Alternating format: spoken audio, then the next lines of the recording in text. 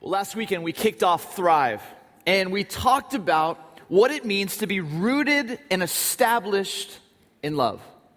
It's really easy for us to find our identity in a number of different things, but Paul, speaking to this vibrant, upstart church in Ephesus, is telling them, find it. Stay rooted and established in love, in the love that God has for you. Now, the first 3 chapters of Ephesians is Paul's full throttle attempt to remind you of who you already are in Christ. 3 chapters of him telling you, this is who you are. This is who you really are. This is you. Now, you're made up of experiences, good, bad, struggles, pain, and beauty. You're made up of abilities, these gifts that have been uniquely wired in you, and a personality, the demeanor, the tone, the introvert, the extrovert, the humor, and this heart. What gets you passionate? What fires you up? What makes you come alive? This is you. And no one has ever walked this planet has your precise makeup.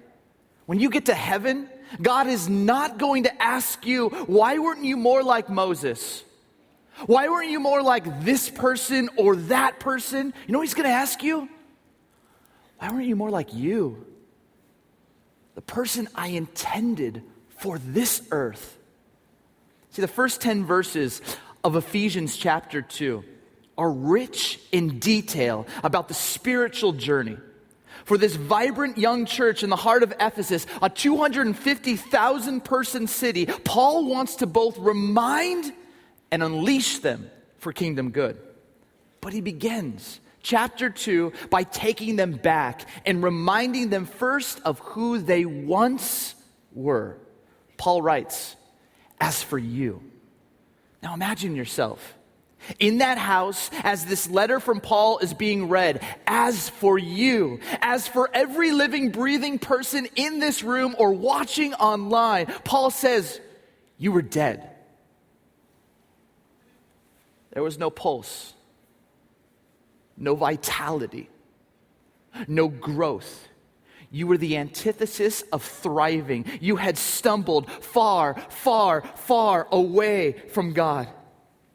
And even farther from home. This was your spiritual state. This was our spiritual state. Now, when I was in high school, we had this older woman who ran the scoreboard for our basketball team. And when I'd check in to enter the game, she'd always have something fun and snarky to say. I'd walk in, she'd look at me and go, you finally gonna show up and play now? Which was very encouraging. One time I remember she pulled me close and she said, come here. With all those bricks you've been shooting, I can add an extension to my house. Thank you. I absolutely loved her. So snarky and so fun. But one day over Christmas break, she was out shopping and had a brain aneurysm.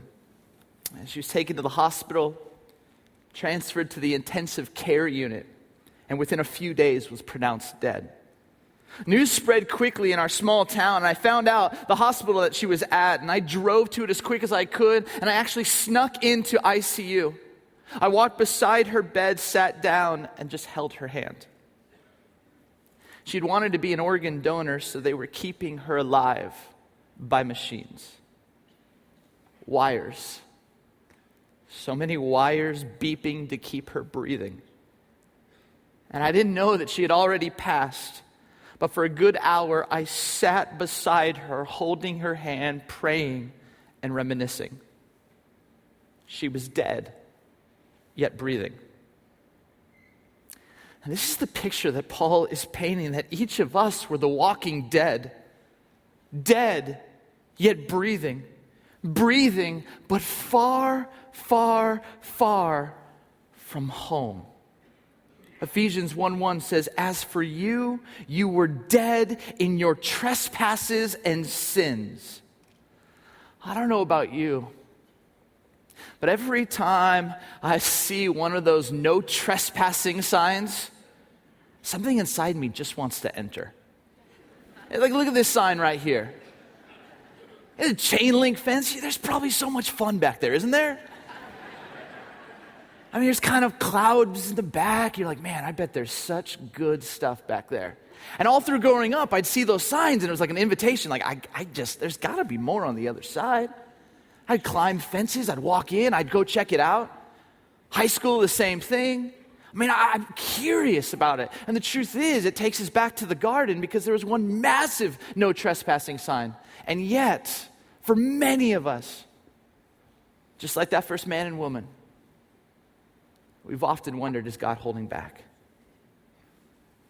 And found ourselves entering into places, not trusting God, but entering into different places. When I was in junior high, I played for a soccer team that represented the state of California in Great Britain. And we were sponsored by Virgin Airlines. Everywhere we went, we wore shirts that just said Virgin. I think the Brits were pranking us. Anyway, we happened to go to an event in London, and we got word that the Queen and the Duke would be coming. So I figured they would enter through a back entrance. So I saw the no trespassing sign, and I looked the other way. And I proceeded ahead. And then a motorcade pulled up, a whole bunch of SUVs, and then one nice car, which I knew had to be where the Queen was. And so I ran up to this nice looking Rolls Royce, and I had like one of those wind up cameras, remember those? I'm like winding it, and I go to take a picture of the Queen and am tackled by 4 security officers. But I got this great 45-degree angle picture of the Queen, which is awesome. It's amazing, Paul's saying, as for you, you were dead in your trespasses. Paul is saying that we wandered east of Eden, climbing over the chain link fence, neglecting the sign, and still proceeding ahead. We drifted into unfamiliar territory, and unlike the prodigal son who knew his way back, Paul simply states that we were stuck, finished, alone, wandering. We were dead, yet breathing. And what I want you to see is that in these first 10 verses of chapter 2, Paul is talking about the spiritual journey. And he begins by saying, this is who you were. You were dead. You were dead.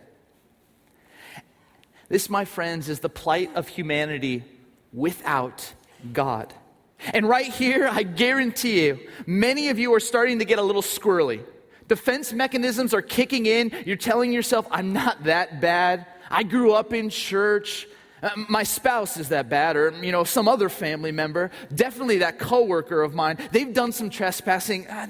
Maybe a little bit I've done. I'm not that bad. I'm pretty good. I'm pretty good. And Paul says, not so fast. As for you, you were dead. Paul continues to say that all of us lived among them at one time, gratifying the cravings of our flesh and following its desires and thoughts. Like the rest, we were by nature deserving of wrath.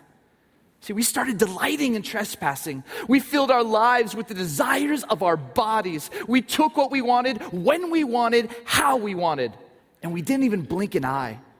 With every choice, we found ourselves farther and farther and farther from home. And because of this, Paul is saying we deserved to never be invited back.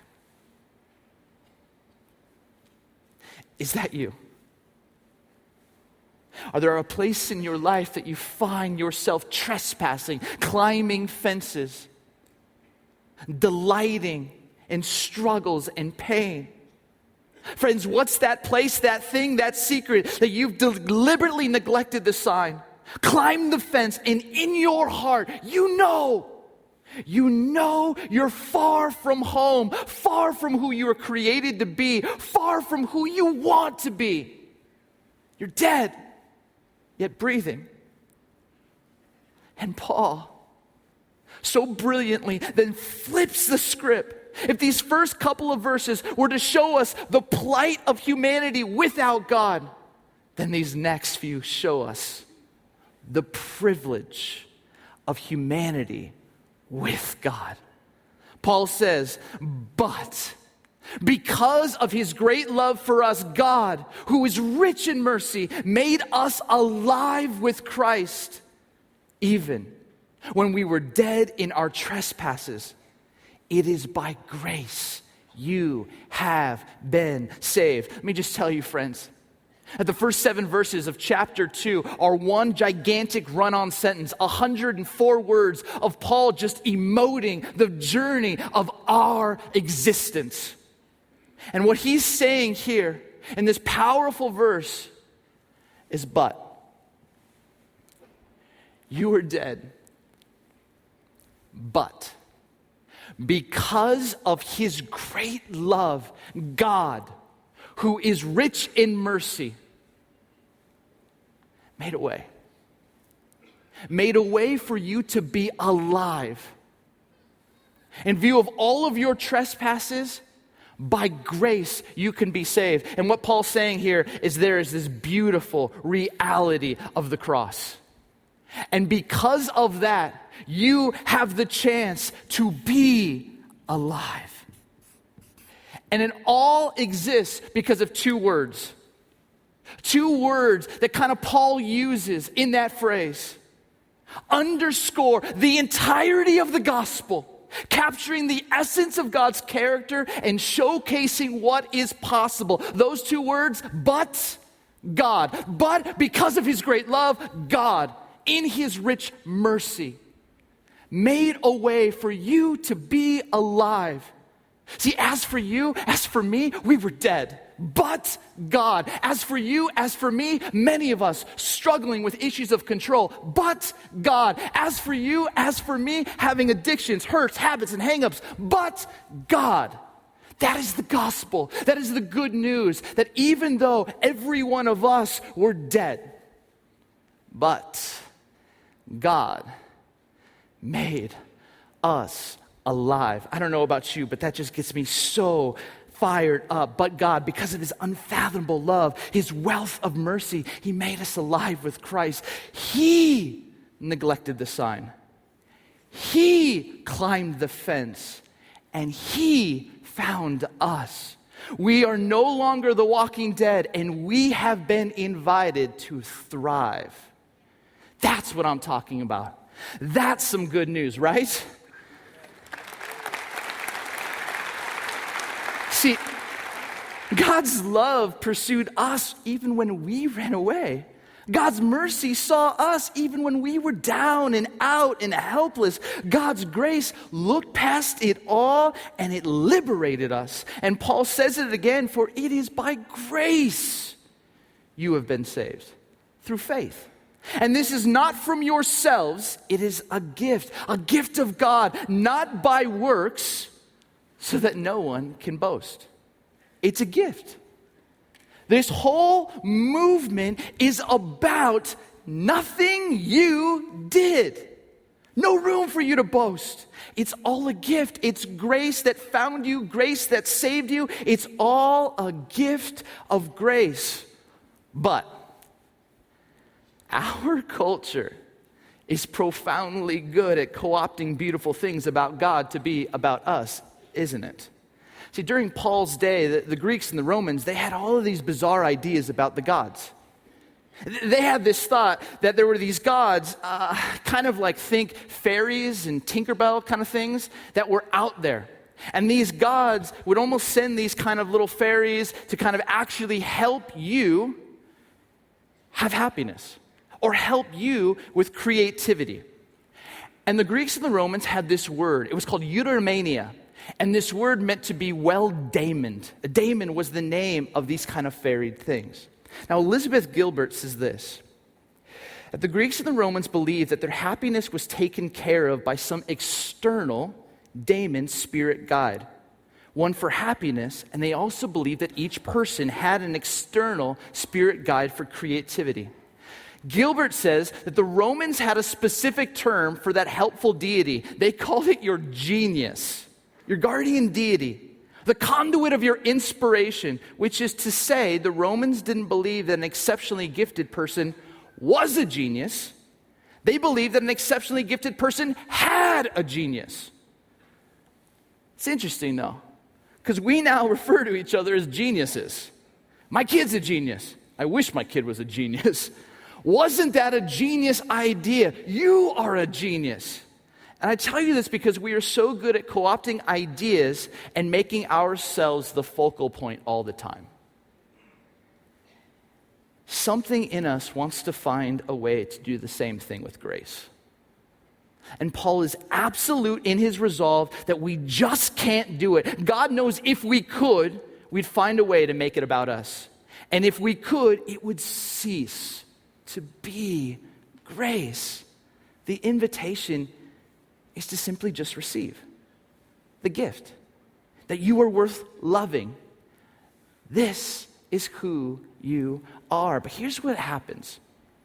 I meet a number of people who know this part of their story, and they meet Jesus, and there is this profound move of God. The hands are wide open. They receive this gift of grace, and then they just wait.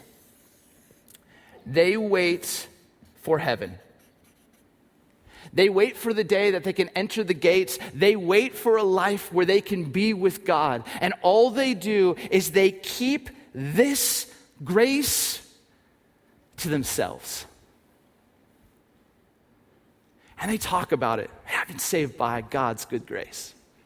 They sing about it, and it's very deeply personal to them, and it's beautiful, and they know who they once were. They know who they are. They are alive, and for many people, they believe that this is the end of the story. You have received it. Now wait till the day you die and enter heaven. That's not what Paul was teaching. See, Paul says, when you were dead, but God, and you were alive, and God has something so much more. He's like, but God doesn't even just stop there. There's more. There's way more. Look what the scriptures say, Ephesians 2:10. For we are God's workmanship, created in Christ Jesus to do good works, which God prepared in advance for us to do. Workmanship is the word in Greek poema. And Paul is saying we are poetry on God's lips. Poema is the idea of a great poem, a great story. Words being strung together to tell a grand story. This is who you are. Other Bible translations will use words like handiwork or masterpiece. Walt Whitman declares, and your very flesh shall be a great poem. See, the idea is that Paul had this belief that there was like this vision 210. This idea that you were a masterpiece. And the truth is that many of us don't believe that is true. I think for many of us, we know, oh yeah, I was broken and fractured. There was so much sin and pain in my life. And then God, through the cross, wrecked my life, transformed me, made me alive, and we just stop there. And Paul's saying, no, you don't understand. You got more. You were saved by God's good grace. And you were saved for God's good work. You got stuff to do. You got to show the world what God is like, how God has wired and made you. You get to put on display how unique God is. You got to think about Ephesus. Everywhere you went were these massive sculptures, artists galore, sculptures being down every main road. Art was the language of that day. You think of a temple, Artemis's temple. It was the seventh wonder of the world. People showed up just to see it, and they looked at this building. They were captured and enamored, and Paul is saying, yeah, forget all that. You want to know what a masterpiece is? It's you. Ephesus has nothing on you. The Art Institute in Chicago has nothing on you. You in God's story are a masterpiece. And the truth is, we don't believe it. I mean, we believe in grace. And can you imagine if every one of us believed that we were a masterpiece in God's story? Can you imagine if we actually believed in the core of our being that God wired and made us for a reason, for such a time as this? There would not even be an empty seat in this room. There would be a group of people who were so enamored by Vision 2:10 that Paul was speaking to this church to actually go out there and shine, to let their lives be put on display, to not hold this grace inside, but to give it away in whatever they did. In the marketplace, in the schools, in the theater of that day, or in our day, it would be to shine and actually live into that masterpiece. See, to make this leap from alive to masterpiece, it requires trust. It requires trust. The trust and belief that you were made for something so much more. You might know this, but Hitler was an amazing artist. Amazing artist. He took his inheritance and he left Germany and he went to Vienna to study art. And he was good. He was really good. And when he graduated from Vienna, he had the chance to go and look at all of these blank canvases and create art. He was that renowned. But this amazing author by the name of Steven Pressfield, he actually wrote the movie The Legend of Bagger Vance. He says that it was easier for Hitler to start world wars than it was for him to face a blank canvas. Think about that. What's Pressfield saying? It was hard for Hitler to actually trust that he had some gifts. And so he went backwards in his story. And I think the same is true for many Christians I know.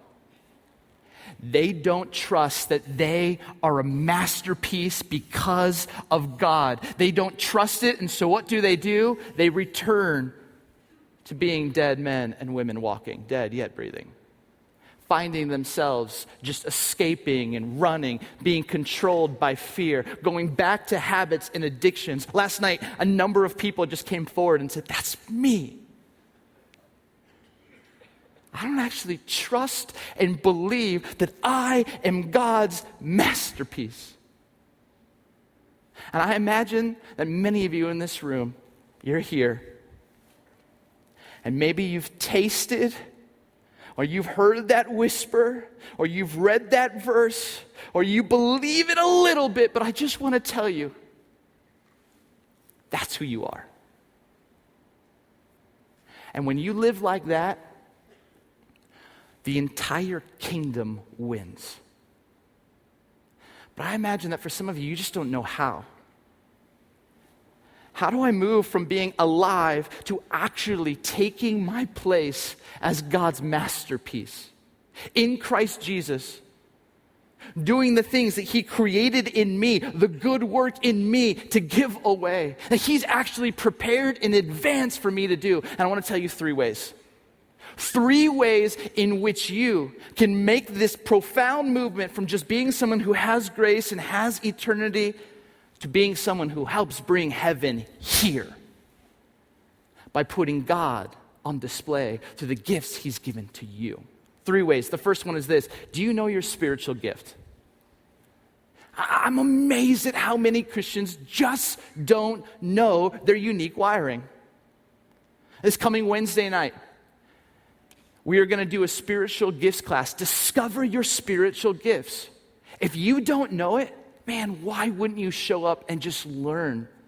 I love every time that Bill just gets up and he says, I only got 3 gifts: leadership, evangelism, and teaching. Because when you've got that kind of clarity, you know what you say yes to and you know what you say no to. When you can get that kind of printout that says, hey, we see this in you, and this in you, and this in you, and this in you, and we think that those gifts could best help build the church and build our community through this. And you get a chance to not just be someone who's alive with grace, but someone who gets to do good works. Please show up for that if you don't know what your spiritual gifts are. The second thing is this. Why I think Paul wants you to be aware of your past is because your past often can be something that God has redeemed and restored and made you an authority on that issue. And Bill's used the language, it can give you a holy discontent. Something that you see in the world that's just not right. And you go, I gotta do something about that. On Wednesday night, after the Lakeside message on midweek, a woman walks up to me and kind of grabs me by the shoulders and she said, for a number of years, I was married to a man that abused me. It literally beat me up. And I know that there are women in the Chicagoland area that are going through this. And you know what? God has just whispered this in me that he said, I want to take this pain in my story and so that I can do something to prevent other women from having to go through what I went through. And I just looked at her and I was like, you found your holy discontent. You found that 2:10 vision. You found why God is going to use your story to help bring good into this world. I sat with a guy on Tuesday at Chipotle, 70-some years old. He's had this crazy life. I mean, he's been to almost every continent, done incredible things, and for much of his life, he was actually against God, speaking against God, mocking Christians who were alive in grace. And then someone dragged him to Willow. And his life got turned upside down. And the last 3 years, his heart has just been expanding and expanding. And what he can do, better than most that I've ever seen, is sit with people who have massive doubts and listen to them. Not judge them, but he can remember when he was there. And all of a sudden, God's just been whispering to him, I think you need to write some of these stories down.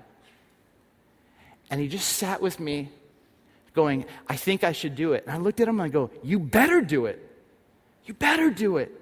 This is what God is inviting you into. But for many of us, we just get so nervous or scared. We think of this and we just hold on to it. And Paul's saying, don't be this. It's not going to change Ephesus. It won't change Chicagoland. Be this. Be this. Know your spiritual gift. Maybe it's a holy discontent that's going to allow you to put that master on display. Or maybe there's another way. There was this guy, his name was Marcus Buckingham. He came and spoke at the summit about 10 years ago. He's written a number of books on strength finding and knowing how to live into your strengths. And he did this little teach talking about the difference between what's a hobby and what is actually a calling. I thought it was really interesting. I love the game of ping pong. And he would use this kind of example of how do you know if you're supposed to do ping pong for a calling or it's just a hobby? He goes, you got to look for the signs. You got to listen and look for the sign. The sign's in an acronym. The first thing that you got to do is you got to see, do you have success in it? If you constantly lose in ping pong, it's a hobby. It ain't no calling. But are there things in your life that you do that just people are like, yeah, more of that. Keep doing that. You show up, you ask a question at your work, and it changes the trajectory of a decision. And then all of a sudden, they go, hey, can you lead that initiative? And you're like, what? Oh, okay. And you get up and you actually lead it, and it goes exceptionally well. And everyone's like, dude, that was amazing. You found success. You might just have the spiritual gift of leadership. And when you lean into that, something happens where you actually get to put the master on display. But if you don't have success in it, might be a sign that it ain't a spiritual gift. Now, second thing is, does it come instinctive? Is it something that's a part of you? It's natural. You get so excited about it. You somehow just know what to do. My cousin, ever since he was young, he was taking things apart and putting them back together. They'd walk into the garage, my aunt and uncle, and the lawnmower would just be taken apart. He's 8 years old, just taking it apart, putting it back together. Usually had less parts and it ran better. It was amazing. Fast forward a number of years, and he was encouraged in high school to work on all of my uncle's machineries in his construction business. Handled all of the vehicles. Goes into a profession where he is taking care of the buses in Grand Rapids, all of the diesel engines, so that kids can get to school and their buses don't break down. It was instinctive as a young child. I had a friend early on in her life, she'd start writing letters to Ronald Reagan, which is just awesome. And at 3 years old, her parents just encouraged her, keep writing those letters to Ronald Reagan. And she did. And all of a sudden, she graduated from college in Southern California. And when she graduated, she packed her car up and drove straight to Washington, D.C., where she did an internship at the White House.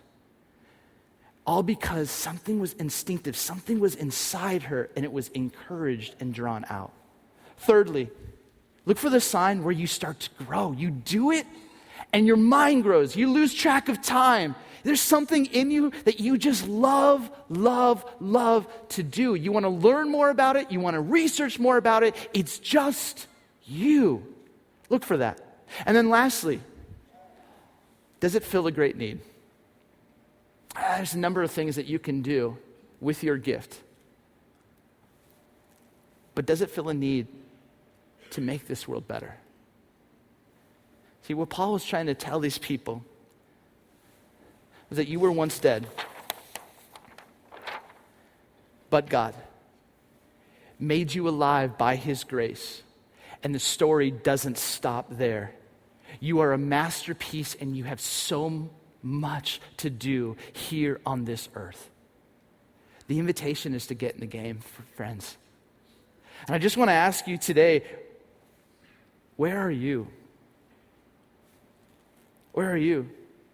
Maybe you stumbled in here today and you just find yourself in a story where you go, I'm just dead, yet breathing. It's amazing is a story of God. It says, I will come to you, rescue, redeem, restore you. I will make you alive. All you need to do is just open your heart to me. And maybe for some of you, that's the prayer you've got to say. A prayer that just simply says, God, I'm sorry for my part in this. And thank you for making me alive. Thank you for giving me another chance. And if you want more information on how to do that, I'd love to talk with you or people in our prayer room after service. But I imagine that there's a lot of you here stuck, holding on to grace, thinking that's the end of the story.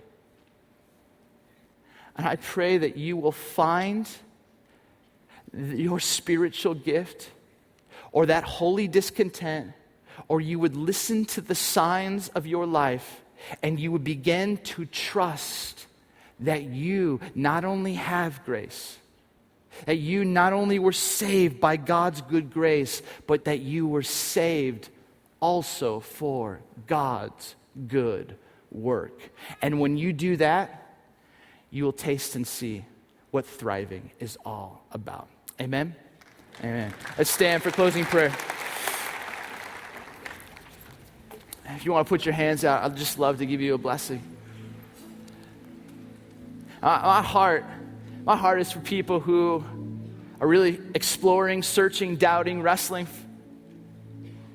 If you're in this journey and you're like, I'm dead yet breathing, I'd love to talk with you. Like I said, we got people in our prayer room, they'd love to talk with you. Don't leave this place without hearing more about what God has done for you. Let's put our hands out.